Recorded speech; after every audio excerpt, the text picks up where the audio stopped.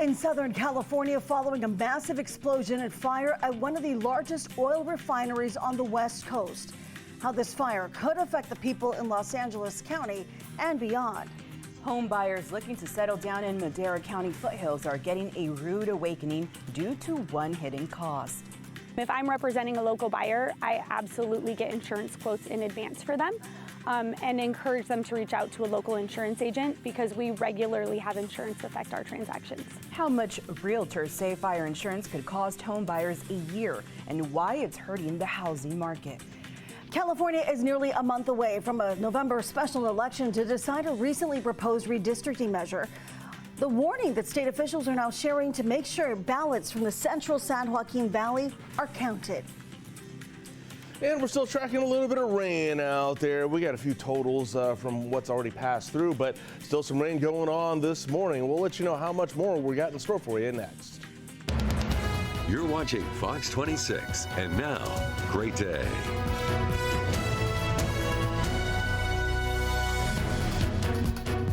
Good morning. We begin this Friday by taking you live to Southern California for a live look at Santa Monica. Just 20 minutes south in El Segundo, fire crews continue working to put out a fire that erupted at the Chevron oil refinery last night. In just a bit, we'll let you know about the progress they've made so far and the impacts this fire could have for people throughout Los Angeles County today. Again, happy Friday. I'm Liz Gonzalez. Thank you again so much for being with us. I'm Christina Rodriguez. Kim Stevens is on assignment. And I'm Justin Willis. Thank you for joining us on this Friday morning. And I don't know, did you guys have any issues with the rain? There wasn't a lot of it. You know what? I will tell you that there were a lot of puddles as I was driving in. Okay. Yeah. There were. That's about all we got. I heard the thunder last night, though. Oh, yeah. Oh, okay. yeah. That was enough to wake me up. Okay. Well, there you go. Still a little bit more of that in store for you today. The mountains still getting some good precip today. In fact, there's a couple places we'll tell you about. They got quite a bit of rain. The rest of us wasn't much. But let's get a look at your current conditions. Right now, it's pretty nice out there. 58 degrees. Yeah, it's cloudy. West-northwest winds, 5 miles an hour. Dew point at 54. And here's the rest of the day. Yeah, we still might have a little bit of rain going for you this morning. Chances picking up there. By 10 a.m., it's just about a 20% chance. Wind speeds, that's more of the story today. You get up to about 11 miles an hour there for you at 10 a.m. 66 at 10, 68 at noon. 5 o'clock, 72 degrees. Skies ought to clear out by 5 o'clock, and we could have 13-mile-an-hour winds going for you there. Now, those wind speeds, well, they are part of the next weather maker here. We're going to break down some wind speeds for you and let you know, especially some of you travelers out there, where those winds are going to be whipping real good. All right, thanks so much. In Southern California, officials in LA County now investigating the cause of a late-night fire at the Chevron oil refinery in El Segundo. Now, this is what people across the South Bay witnessed. Massive flames filling the night sky. That explosion happened around 9:30, with some people in the area saying they felt a major blast. It sounded, honestly, I thought we were getting bombed, but I thought like maybe it was on purpose considering the amount of like arsons we've had happen recently, and I thought it was further away, but it ended up being really close. I was definitely worried because, you know, the fires from earlier this year just brought flashbacks to that. So definitely a scare, especially living so close. You know, the earth shook, the house shook, the heat came in. This was entirely different than anything we'd seen in 30 years. We knew it was time to get out. Yeah. The refinery's fire department, along with other local agencies, were able to contain the fire to one section of the refinery. A Chevron spokesperson says that all personnel have been accounted for and that no one was hurt. Shelter-in-place orders were lifted overnight, but LA County Supervisor Holly Mitchell says that officials are monitoring air quality conditions throughout the day. In Madera County's foothills, the for sale signs are up, but home prices are down in Corscold, and still buyers are not sticking around. The reason? It's not the sticker price, it's fire insurance costs. Some sellers are now dropping their prices to offset that insurance hit, but realtors say that's not even enough. Myself pay $10,000 a year. I have a neighbor who pays $12,000 a year, and I have other clients that have been quoted about $15,000 a year. So when you break that down and you're dividing it monthly, it could be $800 plus a month, and that drastically changes if a buyer is willing to purchase a home up here. Perry says that monthly cost is a deal breaker that buyers never saw coming. Now, just how high are those fire insurance costs in the foothills compared to the city? Well, Perry says about 5 to 10 times more, all because they are living in a high fire risk zone. Now, back in March, California updated its fire maps for the first time in more than a decade. It updated properties into 3 categories: moderate, high, and very high. Those selling their homes must now disclose their fire hazard zone. Insurance companies can't use this designation alone to determine rates, but it can be taken into consideration along with other factors. Now, right there, you're seeing the fire map that shows the area north of Fresno along Highway 41, past Madero Ranchos as well.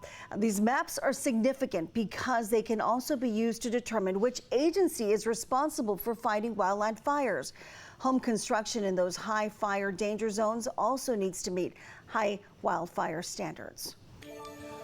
All right, time is 5:05, and here's what's going on with our forecast. So, yeah, the rain, it's trying to work its way out. It's still going to be impacting us this morning, just a little bit, though, not too much, more so in the mountains than anything here. And we got some low pressure here to the north and south. It's going to be creating some instability here. Still a possibility of thunder and lightning, slight chances of that happening this morning. The other thing we're dealing with today, we have a cold front that's passed through and dropping our temperatures down pretty well below normal. In fact, we're about 10 degrees below normal today, in the 70s, which will feel nice, and the skies will clear out later today, which will even be nicer. But wind speeds are going to pick up today as well. That's another issue, which we'll talk about here in a second. But let's track the rain out of here with your Futurecast radar.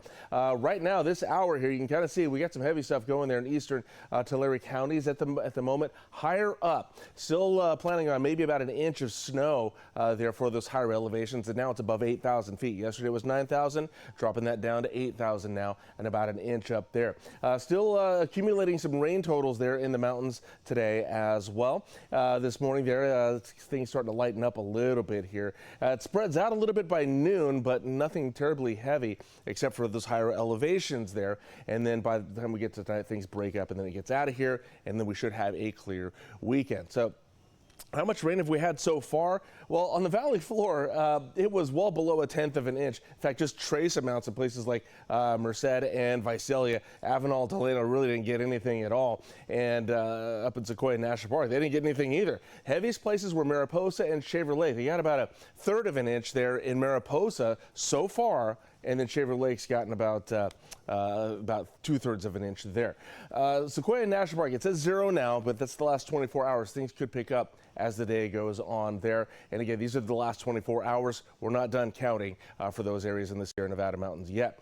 Wind speeds, that's our other issue today. In fact, there was a wind advisory down in the desert regions there. Could affect you if you're going over the Grapevine too. Getting some gusty winds down there up to 40, 45 miles an hour. So anybody going down to Southern California this weekend through the Grapevine, you might want to take note of that. Right now, the winds are fairly calm for us across the valley, 5 miles an hour for the most part, up to 7 miles an hour in Lemoore.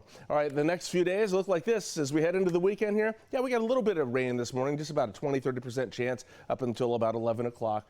And then after that, it'll get windy. 10 to 20 mile an hour winds expected across the valley. Our high today, 74 degrees. Pretty nice out there. And then plenty of sunshine this weekend. Tomorrow, 78. Warming up to 83, though, on Sunday there. And light winds expected there, 50s for your overnight lows. Up next, we're getting a look at your highs and lows across the rest of the San Joaquin Valley for your Friday.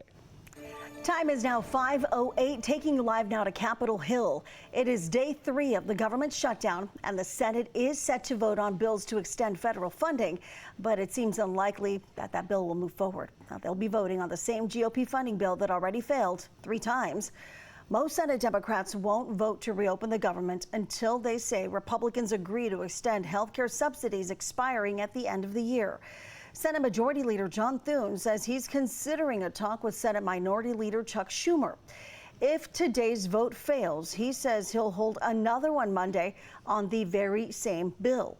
But Democrats say they don't want to keep voting on the same legislation, and they're hoping to negotiate some changes. Already, we are willing, we are able to sit down with anyone, anytime, any place, including the president and the vice president, to try to find a path forward to reopen the government. We are asking Democrats to do nothing more than pass a clean, nonpartisan bill to fund the government for a few more weeks so that we can get back to bipartisan appropriations work. Republicans have the majority in the Senate, but would need enough Democrats willing to cross party lines to reopen. The Congressional Budget Office says about 750,000 federal workers are furloughed right now. And the Trump administration says it may start firing workers as the shutdown progresses. White House officials say that could start today or over the weekend. Now, a new poll finds a majority of Americans, roughly 80%, support the extension of Enhanced Affordable Care Act premium subsidies. According to the poll from the nonpartisan Healthcare Policy Research Group, KFF, previously known as Kaiser Family Foundation, that includes 92% of Democrats and 82% of independents. But it also has the backing of 59% of Republicans and 57% of people who consider themselves backers of the Make America Great Again movement. Researchers at KFF say if those subsidies lapse, Obamacare premiums might more than double next year. The shutdown is really hitting home for Coast Guard families who could see their paychecks delayed, but one nonprofit says help is on the way. Coast Guard Mutual Assistance, the official relief society of the Coast Guard, is stepping in with emergency financial aid. The nonprofit has been supporting the Coast Guard for more than a century, providing over $250 million in direct aid. During the last shutdown in 2018, which lasted 35 days, the group handed out $8.5 million to more than 6,000 families, and now it's getting ready to do it again. It will be offering interest-free loans to cover essential expenses like rent, groceries, insurance, and childcare. Groups like the Coast Guard Foundation, Navy League, and American Legion are also helping members, providing food, gift cards, and other essentials. Californians are set to hit the voting booths next month for a special election. Why some officials are telling people you want to get those ballots in especially early next year, especially early, or those ballots may not count. We'll explain why. Time is now 5:11. Hi, I'm Monty Torres with Fox 26 News on YouTube. Thank you for checking out our YouTube channel, where we have loads of great content for you to choose from. And while you're here, why not click on the subscribe button right here? That way you can stay in touch with all the latest breaking news, everything news related within the Central Valley. And thank you for watching.